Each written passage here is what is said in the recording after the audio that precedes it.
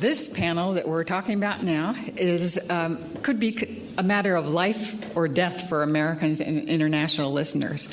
The subject, as you can see in your program, is Does Israel and its lobby exercise too much influence on U.S. decisions to wage war in the Middle East? And excuse me if I mangle names here, but Dr. Stephen Sniegoski is going to talk about neoconservatives and the Iraq War. He's an expert on American history and U.S. foreign policy. And his must-read book, The Transparent Cabal, The Neoconservative Agenda, War in the Middle East, and the National Interests of Israel, is available outside this room at MiddleEastBooks.com. Thank you.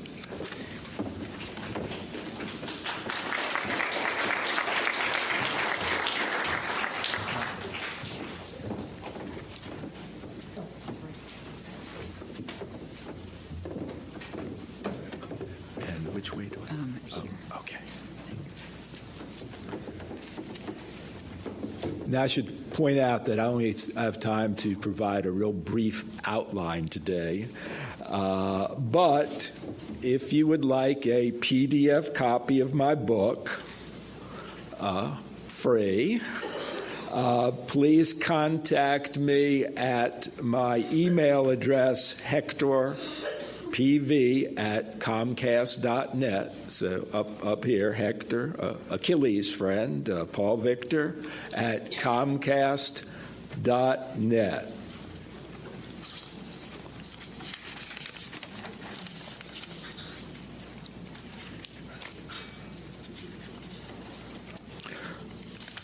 Well, the neoconservatives were the driving force in the 2003 war in Iraq. And the neoconservatives have a close relationship with the Israeli Likudnik right. And they are essentially a hard-line element of the Israel lobby here in the United States. The neocons had come into existence in the early 1970s. The original neoconservatives were converts from liberalism. They were heavily Jewish, although there are a sizable number of Gentiles in the group. And they are concerned about Jewish interests. They believe that a number of aspects of 1970s liberalism had become dangerous to Jewish interests. One of these was liberalism's de-emphasis on the threat of the Soviet Union.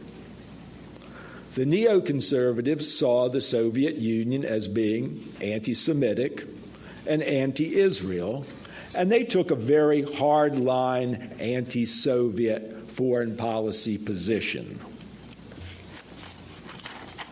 Now, after failing to move the Democratic Party in their direction, the neocons would switch to supporting the Republicans in 1980 as Ronald Reagan ran for the presidency. And despite being newcomers, the neoconservatives were able to get positions, a large number of positions, in the Reagan administration.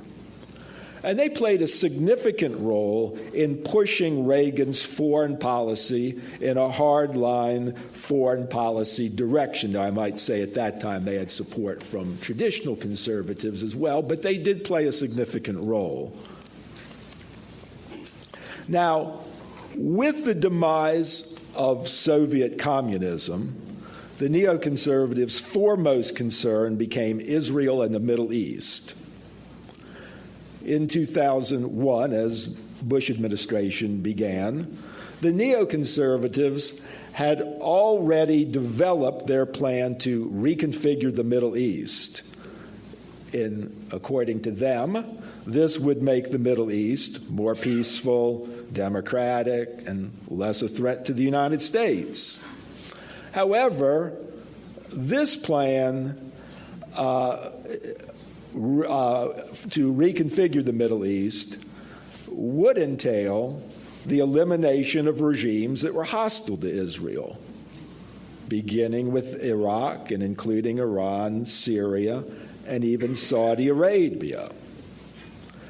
Now, this plan had strong similarities to a geostrategy that prevailed on the Israeli right in the 1980s and was best articulated by Likudnik Oded Yinon in a 1982 article.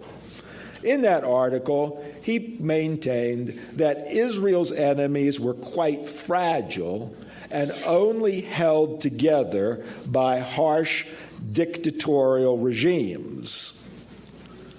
This, he claimed, would make it relatively easy to bring them down since there wasn't any natural support in these countries for them.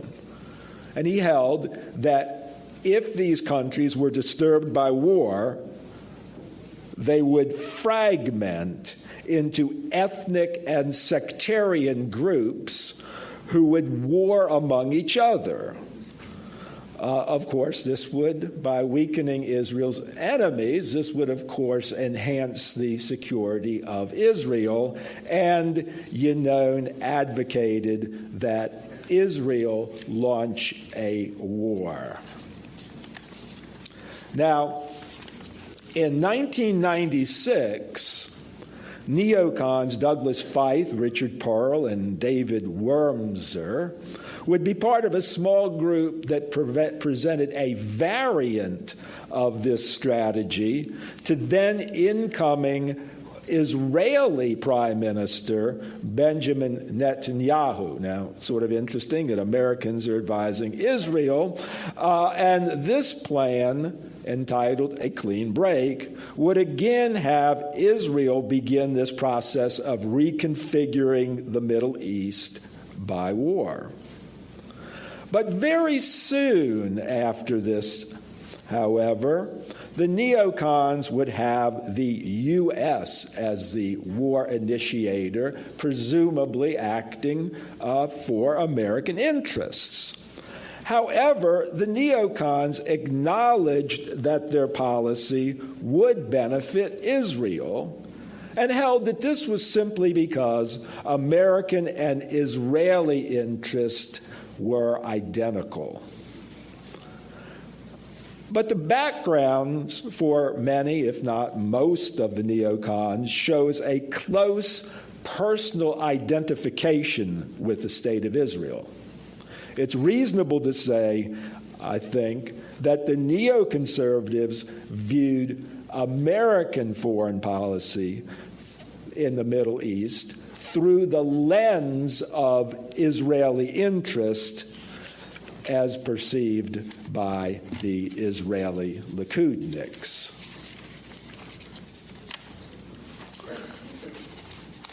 Now, with the onset of the George W. Bush administration in 2001, the neoconservatives have become a powerful network of think tanks, organizations, and media outlets. Vice President Dick Cheney, who had a very close connection to the neoconservatives for a number of years prior to 2001, played the major role in bringing them in to the George W. Bush administration. The neoconservatives, however, didn't get the upper hand in shaping American Middle East foreign policy until after the 9/11 terror attacks. This terrorism enabled the neocons of bogus propaganda and militaristic agenda to resonate with the American people and with Congress. That 9/11 made the American people fearful and angry, and the neocons provided a way of retaliating. And, of course, the neocons did connect Saddam Hussein with this terrorism, along with emphasizing his alleged extremely dangerous WMD. President George W. Bush was essentially a convert to the neocon agenda. Now, to achieve their war on Iraq, The neocons had to overcome opposition of one degree or another from other parts of the executive branch, the military, the State Department, the CIA, and from members of the traditional foreign policy establishment who put their emphasis on America maintaining stability in the Middle East in order to facilitate the flow of oil. Of course, the neocon plan would bring about instability. Now, as the trauma of 9/11 wore off, this opposition was able to prevent the neoconservatives from continuing their Middle East war agenda to bring about regime change in Iran and elsewhere in the Middle East in the same direct manner as they had achieved war on Iraq. However,